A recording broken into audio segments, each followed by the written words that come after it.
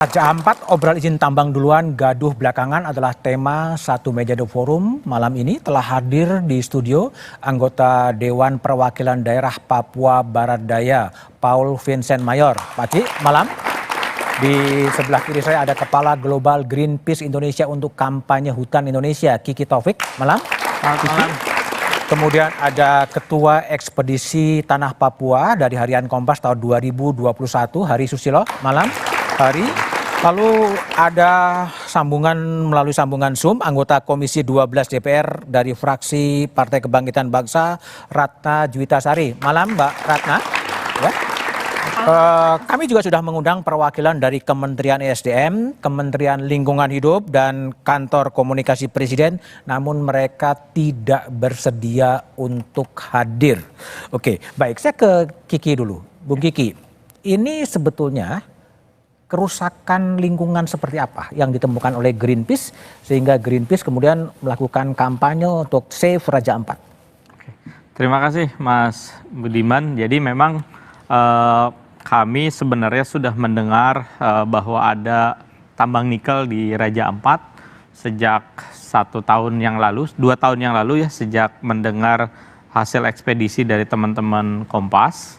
2021 ya berarti ya. 2021, maaf bukan 2022. 2022 keluarnya, kita udah baca, kita kemudian isu-isu tambang nikel ini semakin lama makin besar. Nah, kemudian tahun lalu kami mulai mengumpulkan data. Jadi kami ke lapangan, kami melakukan beberapa riset dan kami menemukan ada 3 pulau yang memang sudah ditambang. Jadi kami melihat ada kerusakan di mana totalnya kira-kira sekitar 500 hektar hutan di pulau-pulau kecil itu yang hilang, yang sudah ditambang. Dan kami menemukan juga pada saat hujan, karena hutannya sudah hilang, maka terjadi sedimentasi. Jadi dibawa oleh air, kemudian terlihat sedimentasi di terumbu karang itu, di pesisir. Dan tentu ini kemudian memicu kita untuk menyelidiki lebih lanjut lagi, sekaligus juga kami mencoba berdiskusi dengan masyarakat setempat bahwa untuk memastikan apakah masyarakat setempat ini seperti apa responnya. Dan ternyata yang kami temukan, masyarakat asli yang tinggal di sana mereka menolak, gitu. Nah, dari situ kemudian baru mulai kita merancang satu. Sekarang kampanye. Presiden Prabowo telah mencabut 4 izin usaha penambangan. Respon Greenpeace? Ya, yang pertama tentu kami mengapresiasi langkah pemerintah yang begitu cepat untuk mencabut 4 izin IUP.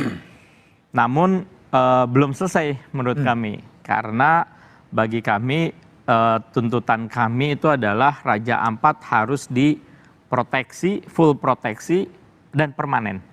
Jadi bukan cuma 4 IUP, tapi seluruh izin-izin tambang baik yang aktif maupun tidak aktif. Termasuk salah satunya yang gas nikel. Gas nikel. Kenapa harus dicabut semua? Karena itu satu kesatuan.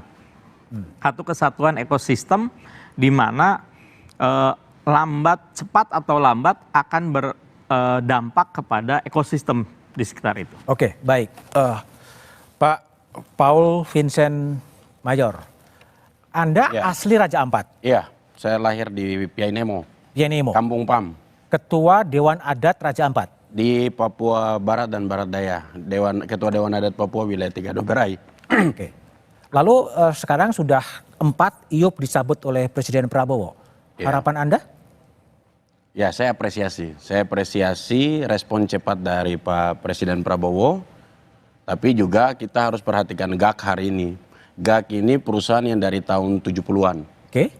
Tapi kenapa baru sekarang orang ribut-ribut tentang GAK? Karena kalau kita lihat di sana, pekerja orang asli Papua di sana itu di bawah 10%. Di bawah 10%? Iya, saya ke sana tahun 2022 untuk pergi cek itu, pekerjanya mungkin cuma 3%.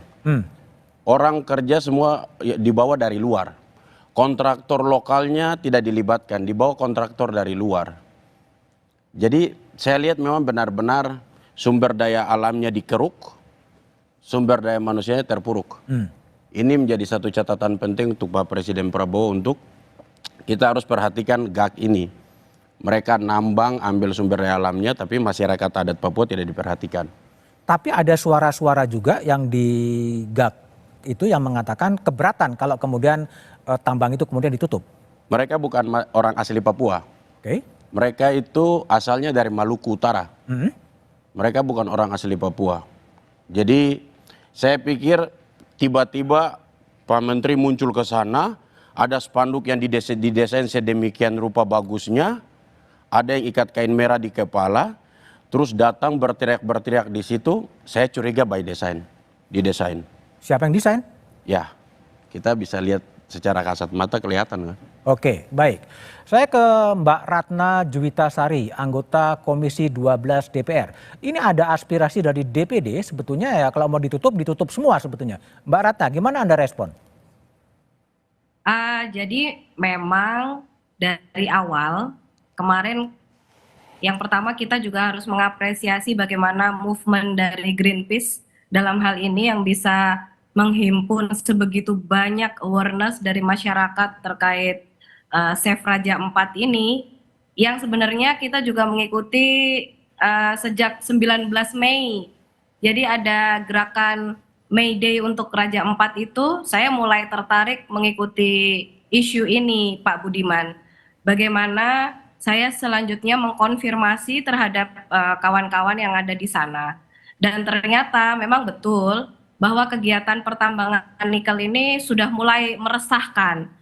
Yang pertama mungkin kalau misalnya ini dibilang ribut-ributnya kenapa baru sekarang gitu. Tapi menurut saya bukan masalah ribut-ribut sekarang atau bagaimana, tapi bagaimana kita segera mengambil langkah-langkah untuk merespon dari aspirasi masyarakat terkait kondisi pertambangan yang sudah mulai sangat merugikan untuk masyarakat dan juga lingkungan yang ada di sekelilingnya. Dalam hal ini khusus untuk Raja 4 memang ini sudah sangat melanggar bahkan hukum internasional ya, karena di Raja 4 sudah ditetapkan sebagai geopark. Tapi ini menurut saya akan menjadi milestone bagaimana perubahan tata kelola pertambangan untuk daerah-daerah yang lain di seluruh Indonesia, Pak Budiman. Bu Ratna, artinya apakah juga Anda sepandangan dengan Pak Mayor bahwa seharusnya semuanya saja ditutup bukan hanya 4 tapi membiarkan 1, gimana? Mungkin memang ada baiknya kita memberikan perhatian yang ekstra ya. Yang pertama bukan masalah ini memberikan perlakuan khusus untuk perusahaan plat merah atau bagaimana, tapi mengingat bahwa PT GAK ini sudah mulai beroperasi sejak 2018 dan sejak saat itu kenapa baru sekarang masyarakat mulai merasakan keresahan terhadap operasinya? Apakah memang dari awal ini sudah betul operasinya itu sesuai dengan prosedur, tidak merusak lingkungan dan sebagainya, tapi makin ke sini makin tidak sesuai, atau memang dari awal tidak sesuai, cuman masyarakat yang belum menyadari sepenuhnya. Itu yang menurut saya perlu kita evaluasi lebih lanjut. Oke, baik ya. Hari kan pernah 2021-2022 memimpin ekspedisi Kompas ke GAK dan kemudian Raja Ampat. Ya. Apa sih yang Anda temukan di sana? Tapi jawabannya setelah jeda berikut ini. 2.000 hektar tanah di Tanah Marin dibabat hanya untuk kepentingan oligarki dan ketamakan dan kerakusannya, dan juga ini Raja Ampat yang indah mulai hancur karena ketamakan dan kerakusan oligarki dan penguasa dengan slogan demi proyek strategis nasional. Inilah roh dunia. Apakah kita mau ikut dengan roh dunia seperti ini, menghancurkan alam, menghancurkan sesama?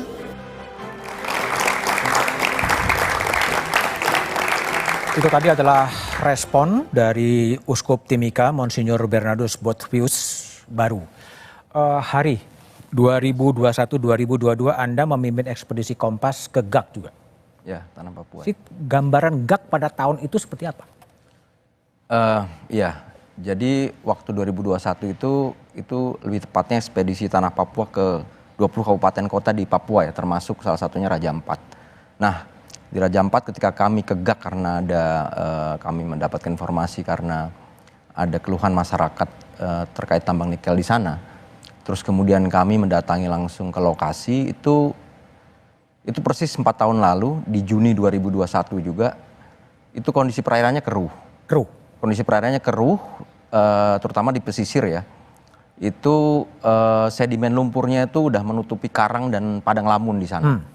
Seperti tertuang di laporan kami juga dan kalau siang tuh debu-debunya tuh ya debu-debunya ini terasa sekali ya.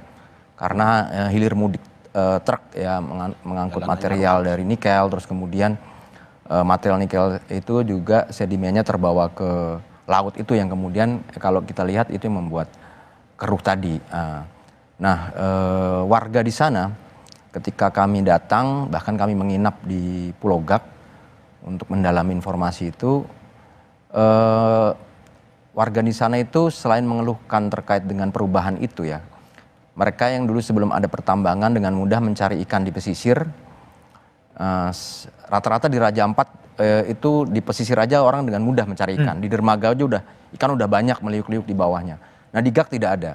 GAK tidak bisa karena keruh tadi. Kemudian mereka harus melaut lebih jauh ke tengah dan sedimen lumpurnya itu ada yang bilang sangat dalam ya kata orang setempat. Nah kemudian selain soal lingkungan yang dikeluhkan oleh masyarakat, mereka jadi susah mencari ikan, itu juga terkait dengan pelepasan lahan, Mas. Ini yang jadi kekhawatiran masyarakat adat di sana ketika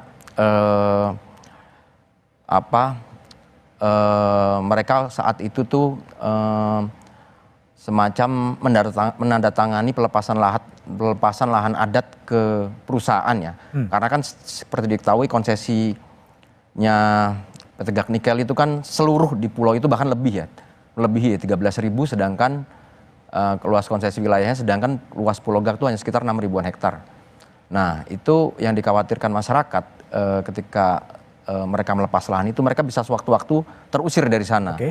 Nah yang janggalnya lagi kata salah satu ketua masyarakat adat, ketua keret kalau di sana istilahnya itu, saat penandatanganan pelepasan lahan itu mereka saat itu tidak menyadari karena hanya disodorkan lembaran kosong. Belangko kosong. Betul. Nah itu yang kemudian mereka kaget, bingung kok tiba-tiba sudah ada pelepasan lahan dan setelah itu mereka khawatir bisa sewaktu-waktu terusir dari sana ya. Mengingatkan izinnya cukup panjang dan itu yang dikeluhkan saat itu sebenarnya yang mencuat selain dengan lingkungan adalah konteks lahan adat tadi. Oke, baik.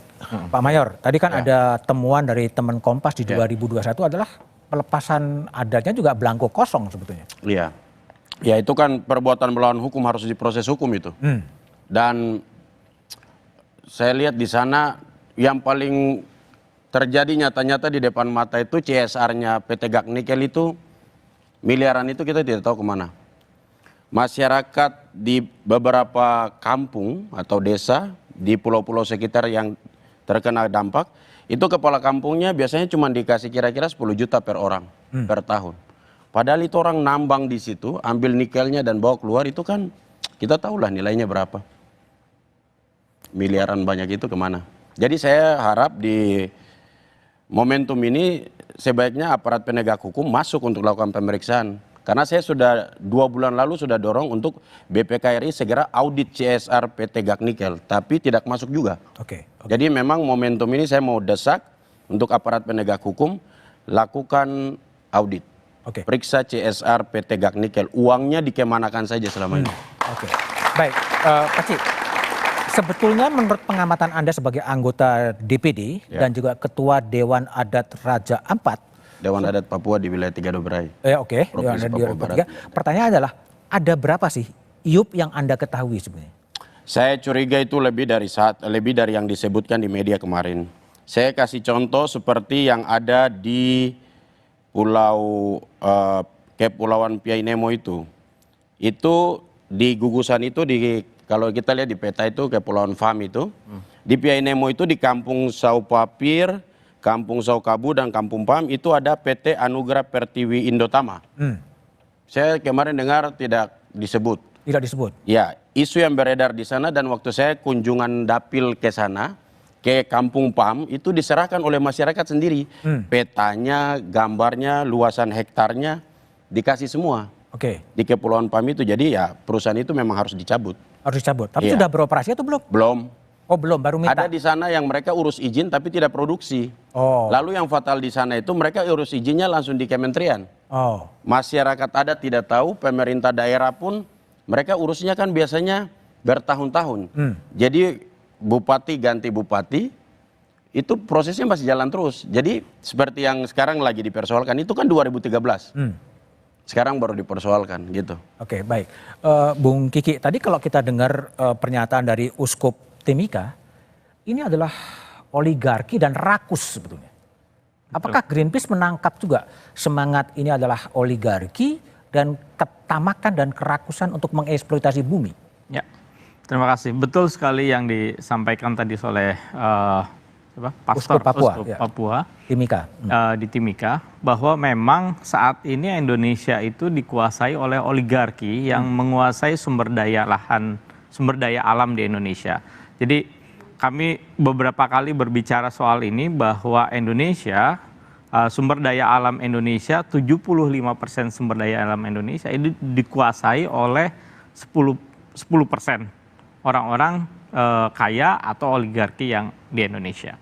Dan perlu kami sampaikan di sini bahwa tadi disampaikan oleh Pace Vincent, Pace Mayor, bahwa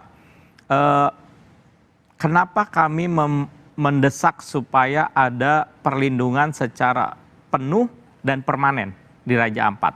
Karena ada presiden di mana izin-izin tambang yang dulunya sudah dicabut, kemudian mereka menuntut di pengadilan kepada pemerintah, di pengadilan kemudian diberikan kembali.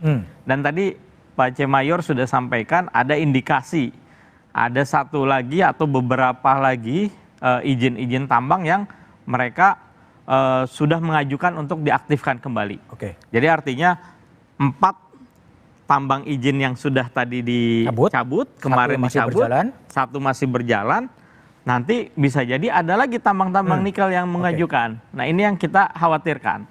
Makanya call yang besarnya itu adalah kita harus minta memaksa pemerintah untuk melakukan penyelamatan secara utuh gitu ya, permanen dan full protection gitu. Sekarang kita punya undang-undang pesisir dan pulau-pulau kecil nomor 1 tahun 2014. Harusnya itu bisa diterapkan gitu ya. Jadi tidak ada pengecualian karena Pulau Gak tadi Mas Hari udah sampaikan luasnya hanya 6.000 hektar. Sementara dalam undang-undang tersebut batasan pulau kecil itu adalah 200.000 hektar ya. Nah itu satu. Nah kemudian Raja Ampat, kita semua sudah tahu bahwa Raja Ampat ditetapkan sebagai Global Geopark UNESCO. Ini sebuah kebanggaan bagi bangsa Indonesia. Bahkan uang 100.000 itu bergambar Raja Ampat. Pianemo. Pianemo, yes. Betul. Nah apa yang akan kita wariskan kepada anak cucu kita kalau kemudian kita biarkan tambang nikel? Baik, saya ke Mbak Ratna Juwita dulu. Mbak Ratna, yang Mbak Ratna tangkap sebagai Komisi 12 DPR, sebetulnya ada berapa IUP yang ada di Raja Ampat itu? Kalau berdasarkan keterangan dari ESDM kemarin dan juga boleh kita cek bareng-bareng melalui modinya ESDM, sebenarnya yang memiliki IUP di wilayah sekitar Raja Ampat itu hanya 5 perusahaan. 5 perusahaan, oke. Hanya memang ada disinyalir perusahaan-perusahaan yang memiliki izin di sana, berarti itu masih dalam proses atau bisa minta kita perizinan. Iya. Dan apalagi tadi disampaikan oleh Kakak Mayor, kalau misalnya memang mereka belum melakukan proses pertambangan begitu ya. Jadi kan ini mereka bisa jadi memang sedang dalam proses pengajuan perizinan begitu Pak Budiman.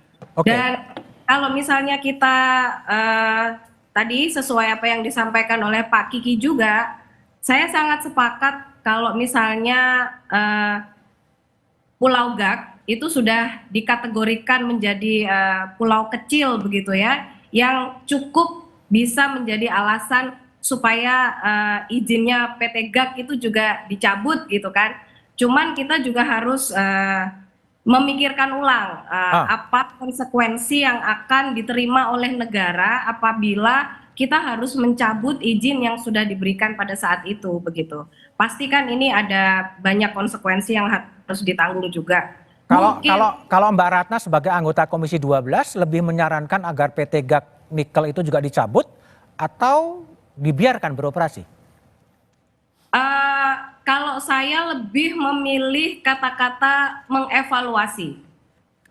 Mengevaluasi sampai seperti apa? Sampai kita bisa benar-benar diyakinkan bahwa proses pertambangan yang dilakukan oleh PT GAC ini tidak akan merusak lingkungan yang ada di sekitarnya. Bukankah itu juga melanggar undang-undang soal pulau kecil itu? Undang-undang itu kan di tahun 2014 ya Pak Budiman. Sedangkan PT GAC ini mendapatkan izin untuk memulai proses produksi di tahun 2017-2018. Jadi kalau misalnya memang yang memberikan izin itu sudah bisa dipastikan menabrak dari undang-undang yang pulau kecil itu, tentu kita juga harus memberikan punishment kepada yang sudah bertanggung jawab untuk mengeluarkan izinnya dulu sebelum kita memproses PT GAC ini harus dikemanakan begitu. Kalau tadi ada laporan dari Hari adalah belangko kosong dan lain sebagainya, itu Anda melihatnya gimana Mbak Ratna? Saya sepakat dengan Kakak Mayor, kalau itu sudah termasuk tindakan kriminalisasi ya terhadap penduduk adat, sehingga meskipun menggunakan alasan proyek strategis nasional, meskipun menggunakan alasan ini adalah kepentingan negara, hilirisasi, pertumbuhan ekonomi dan sebagainya, saya sepakat bahwa ini harus diusut tuntas dan dimasukkan ke ranah hukum. Pengetahuan Mbak Ratna ini termasuk PSN ya? Sampai dengan saat ini tidak. Cuman biasanya memang yang sering dibicarakan oleh penduduk di daerah, kalau misalnya ini hubungannya dengan hilirisasi, memang mereka sering ditakut-takuti dengan ini bahasanya adalah proyek strategis nasional, sehingga mereka tidak bisa memberikan alasan untuk menolak begitu Pak Budiman. Jadi saya mengingat dengan apa yang disampaikan oleh ketum kami, Gus Muhaimin, memang ini benar saatnya kita harus taubat ekologis. Tobat ekologis. Nah, setelah IUP itu kemudian dicabut, hutannya sudah rusak, lalu apa yang akan terjadi kita bahas setelah jeda berikut ini. Mantan di satu meja The Forum, Pak Cik Mayor. Ya. Pak Menteri, Pak Halil mengatakan 4 IUP dicabut. Apa yang Anda maknai dengan 4 IUP dicabut itu? Iya, kalau dicabut silakan dicabut karena sudah melanggar aturan, ya kan? Tapi ini kan meninggalkan masalah. Sudah ada kerusakan lingkungan, ada izin-izin yang prosesnya tidak benar, melawan hukum, ya proses hukum harus jalan dong. Aparat penegak hukum harus masuk. Baris Krim Mabes Polri harus masuk. Biar lakukan pemeriksaan secara terbuka, biar semua tahu. Kalau cuman masalahnya belum selesai, izinnya dicabut terus pergi tidak bertanggung jawab terhadap kerusakan yang terjadi, itu tidak benar. Jadi memang aparat penegak hukum harus masuk untuk periksa. Baik. Ke Mbak Ratna Juwitasari. Mbak Ratna, ini apakah DPR juga bisa disebut kecolongan ketika sudah beroperasi 2017 baru ribut-ribut sekarang? Masalah kecolongan enggak kecolongan itu sih sebenarnya faktor lain ya Pak Budiman. Tapi bagaimana hal ini akhirnya bisa direspon secara cepat, termasuk dari legislatif juga yang memberikan desakan kepada mitra kami, dalam hal ini adalah Kementerian ESDM dan Kementerian Lingkungan Hidup, untuk segera mengambil langkah-langkah strategis untuk menuntaskan masalah ini, itu juga menjadi poin tersendiri. Namun kami tentu juga memberikan apresiasi kepada Bapak Presiden, yang dalam hal ini saya bisa menyebut beliau adalah tindakan yang tegas dan berani untuk memutuskan segera mencabut 4 IUP dari perusahaan nikel yang beroperasi di seputaran Raja Ampat.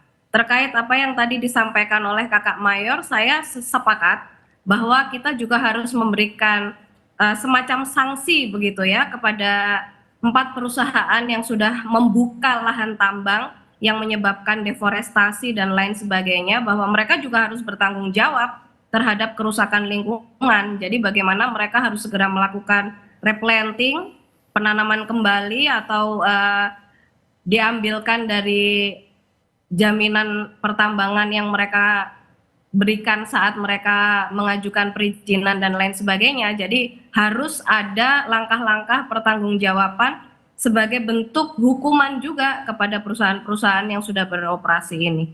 Oke, baik. Saya mungkin mau tambahkan. Oke, silakan Pak Ci. Saya mau tambahkan begini. Kalaupun PT GAC Nikel mau jalan, keuntungannya untuk masyarakat itu apa? Karena 90% pekerjanya dibawa dari luar Papua. Masyarakat adat Papua, orang asli Papua hanya jadi penonton. Mereka di Papua Barat Daya itu kurang lebih 30 ribuan orang yang usia produktif, usia kerja yang nganggur. Kenapa mereka tidak dipekerjakan ke PT GAC Nikel? Oke. Dan orang-orang yang bukan orang asli Papua yang dari luar itu dipulangkan saja ke asalnya. Oke, baik. Bung Kiki, jadi gimana setelah 4 IUP dicabut, sebenarnya saran Greenpeace gimana sebetulnya? Ya, baik. Melengkapi tadi pernyataan dari Pak C. Mayor, bagi kami selain tadi ada proses hukum, yang paling penting adalah pemulihan ya, restorasi wilayah-wilayah yang sudah rusak. Karena kita banyak sekali contoh di Indonesia, wilayah-wilayah pertambangan, kalau dulu misalnya di Sumatera itu ada tambang timah, tambang boksit gitu ya. Di Kalimantan tambang batu bara, di mana setelah mereka selesai beroperasi dibiarkan saja menjadi lubang-lubang yang kemudian menjadi kuburan. Ya, banyak anak-anak yang kemudian jatuh meninggal di sana. Kita tahu di Kalimantan itu begitu banyak, di Sumatera juga begitu banyak. Jangan sampai ini terjadi juga di Raja Ampat. Jadi harus dipastikan bahwa setelah IUP-nya dicabut, maka pemerintah harus memastikan ada restorasi di sana. Baik itu dia meminta kepada perusahaan tersebut ataupun pemerintah menggunakan dana yang tadi Bu Ratna sampaikan. Jadi harus ada pemulihan. Mungkin saya mau tambahkan begini.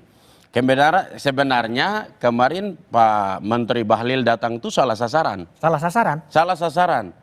Masalah di tempat lain, pergi ke tempat lain. Oh, yang udah nggak masalah gitu? Iya, masalahnya kan sebenarnya ada di Pulau Manyefung dan Batan Pele. Datangnya ke Pulau GAC. Ini bagaimana ya? Kenapa? Ya salah sasaran. Yang jadi masalah dan dipersoalkan itu ada di Pulau Manyefung dan Batan Pele, yang beberapa bulan lalu masyarakat di situ pro kontra dan berkelahi di depan gereja itu di Manyefung. Dan masalah kerusakan itu ada di Batan Pele dan wilayah sekitar situ sampai ke KW. Karena di dua wilayah ini dihimpit oleh Wayak dan Piai Nemo. Masalahnya di situ bukan GAC yang jauh di sana. Oke, baik. Begitu. Hari, kalau Hari lihat ya, ini kan ada 5 ya, kalau mungkin tadi Pak C. Mayor mengatakan ada 6, tapi 4 dicabut, kemudian GAC diamankan lah. Sebagai seorang wartawan yang pernah berada di Raja Ampat, apa yang kira-kira menjadi pertimbangan kok ada beda perlakuan sebetulnya? Iya, itu juga gugatan kami juga ya Mas. Sebenarnya dalam konteks ini Raja Ampat seperti juga saat itu kami sering tanya ke masyarakat, ke pegiat di sana. Itu Raja Ampat itu kan disiapkan sebenarnya untuk pariwisata yang berkelanjutan ya. Tapi tiba-tiba ada pertambangan di sana. Jadi ini kan seolah-olah jadi sebenarnya konsep apa sih yang disiapkan untuk Raja Ampat itu kan malah ada kebingungan di sana. Nah, belum lagi soal kalau kita masuk ke Raja Ampat itu ada kawasan konservasi perairan. Bahkan KKP, kawasan turis yang ke sana itu kan ke Raja Ampat itu kan wisata yang sangat terbatas ya. Makanya kalau di sana ada namanya kartu pemeliharaan jasa lingkungan setiap turis yang masuk. Itu turis yang masuk dikenakan itu sebagai upaya untuk menjaga lingkungan di sana, termasuk bahkan mancing aja nggak boleh di beberapa tempat, bukan begitu ya Pak Cemayo? Nah, ironisnya ketika turis sangat dibatasi untuk beberapa hal, mancing nggak boleh, main jet ski juga sangat diatur di mana lokasinya, terus kemudian diving itu juga ada spot-spot tertentu itu yang diatur, tidak semua tempat boleh. Nah, ironisnya malah ada tambang di sana. Itu kalau GAC sendiri, kami waktu 2021 lihat itu hanya kemarin yang jadi pertimbangan mungkin Geopark ya, jaraknya 42 km dari Piai Nemo. Tapi dari kawasan konservasi perairan Raja Ampat, itu udah jaraknya hanya 5 kilo. Hanya 5 kilo? Hanya 5 kilo, dari sekitar 5 kilo lah, dari KKP Raja Ampat itu. Yang notabene di dalam kawasan konservasi perairan itu ada zona inti, zona perikanan, zona aquacultur yang sangat dibatasi gitu. Nah tapi tidak jauh dari situ malah ada tambang. Jadi ini kan semacam ada ironi ya.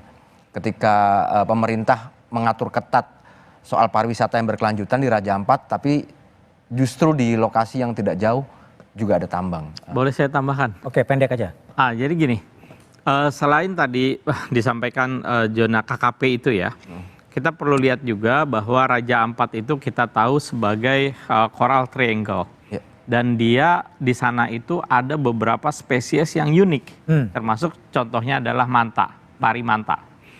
Pari manta berdasarkan riset dari teman-teman di Conservation International, itu mereka sudah pernah memetakan bagaimana jalur pari manta. Dan jalur pari manta itu adalah persis di depan GAK itu. Ya. Jadi dia dari Pianemo Ya. ke GAK itu. Jalur migrasi ya Mas? Jalur migrasi. Jadi kalau misalnya di sana dibiarkan menjadi pertambangan, kemudian ada transportasi, ada tongkang yang membawa hasil nikel itu akan mengganggu jalur transportasinya, jalur migrasinya pari manta. Jadi itu satu. Nah yang kedua, saya tadi mau menambahkan terkait dengan pariwisata. Artinya sebenarnya kemarin ada yang kurang adalah tidak jelas dari pemerintah untuk menyatakan bahwa oke, Raja Ampat ini menjadi wilayah prioritas untuk pariwisata. Artinya dengan pernyataan demikian, pemerintah pun juga perlu menyediakan, memfasilitasi wisata yang berkelanjutan, berkeadilan dan mengutamakan masyarakat adat dan masyarakat lokal. Baik, 4 IUP sudah dicabut, Ya. tapi setelah itu apa? Kita bahas setelah jeda berikut ini. Masih bersama saya Budiman Tanrujo di satu meja The Forum. Mbak Ratna Juwitasari, apa yang DPR lakukan agar kasus ini kemudian tidak tertelan bumi dan kemudian sunyi? Mbak? Nge-freeze ya? Oke, baik. Pak Ci. Jadi tentu kami, Yuk silakan. halo, ya, tentu kami sebagai mitra dari pemerintah hari ini ingin memastikan bahwa fungsi kami untuk mengontrol berbagai macam kebijakan pemerintah itu dijalankan sesuai dengan apa yang sudah direncanakan. Dan kami akan menerima dengan senang hati segala aspirasi dari masyarakat, termasuk informasi apabila terjadi kegiatan illegal mining ataupun proses-proses pertambangan yang dijalankan tidak sesuai dengan kaidah, apalagi sudah dalam taraf membahayakan lingkungan maupun ekosistem yang ada di sekitarnya. Dan kami berharap terkhusus untuk kasus Raja Ampat ini, Pak Budiman, agar pemerintah itu menetapkan komitmennya gitu. Raja Ampat ini mau dibawa kemana? Kalau misalnya memang ini sudah dikonfirm akan menjadi pariwisata yang berkelanjutan, yang berkeadilan, ya sudah fokus aja di situ gitu. Jangan sampai ada proses-proses ekonomi lain yang akan dilakukan yang pada akhirnya malah sangat merugikan.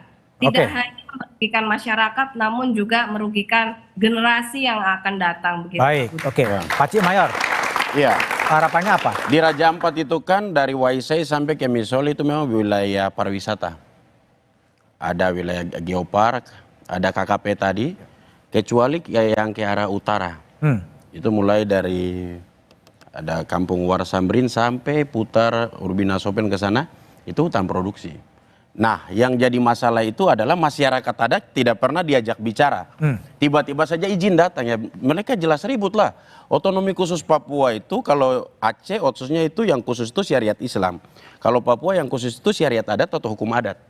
Jadi harus diajak bicara. Nah, karena itu apa yang Anda harapkan? Harapan saya adalah ketika perusahaan masuk dan bekerja seperti ini, sesuai dengan Undang-Undang Otonomi Khusus harus 80% orang asli Papua kerja di situ. Jadi Faktanya ya? di Pulau Gak tidak, dan di perusahaan-perusahaan lain yang ada di Raja Ampat maupun di Sorong juga sama. Nah, sekarang kalau ada 4 perusahaan yang ditutup, maka pekerja-pekerja dari perusahaan itu yang notabene orang asli Papua sebaiknya dibawa dan dipekerjakan di Pulau Gak. Itu Oke. menjadi satu solusi penting. Oke, baik. Dan yang terakhir, Pendek, tolong pendek. saya desak aja aparat penegak hukum cek CSR PT Gak Nikel yang sudah Larinya berapa kemana? tahun ini hilang. Oke, Terima baik. kasih. Kiki, apa yakin bahwa pemerintah ini betul-betul akan menyelesaikan?